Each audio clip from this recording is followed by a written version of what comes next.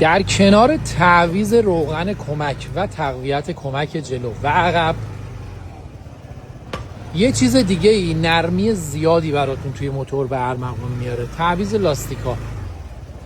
مثلا توی یه موتوری مثل جوی مکس لاستیکایی که زیرشه خشکه،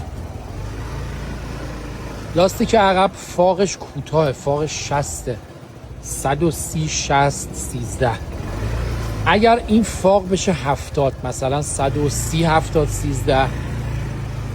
20% 30% دیگه به نرمی شما اضافه میکنه و شما خیلی نرمتر رانندگی میکنید. یه موقعی هم هست روغن کمک رو عوض میکنید، کمک جلو رو، لاستیکتون هم عوض کردید، توی چاله های محکمی زدید، مقداری، این مقداری که دارم میگم در حد مو اپسیلون داخل شاسی شما جای کاسه ساچمه، جای کاسه یه مقداری در حد اپسیلون، یعنی در حد یه باد، یعنی شاید بنزین هم بریزی به سختی رد شه، اونجا یه موقع میبینید که به خاطر ضربه هایی که خورده یا یه ضربه محکم، چاله، چوله، حفره، اون جای کاسه یه کوچولو بازی داره و از زمانی که شما میزنید داخل چاله میگه تق. حالا کیا تق رو دوست دارن زیر بنویسن.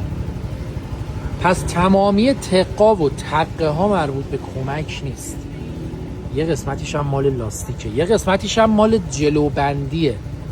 جلوبندی که دارم میگم منظور شاسیه. یه مقداری هم از اون تقه زدن مربوط به پیچ فرمونه.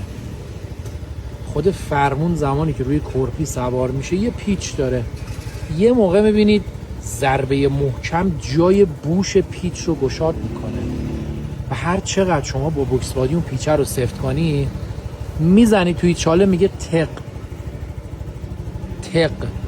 یاد تق هرمس افتادم. صفای وجودتون و همه این پاکبانای عزیز، دمتون گرم که آشغال نمیریزید تا اینا زودتر برن خونه. یه خسته نباشیدم میگم به اون نیروهای امدادی و حالا نمیدونم اسمشون چیه، اونایی که دارن بندر رجای شهر رو تمیز میکنن. خسته نباشید، خدا پشت و پناهتون. دعای یه امت بدرقه راهتونه. انشالله بلا از خودتون و خانواده‌هاتون به دور باشه.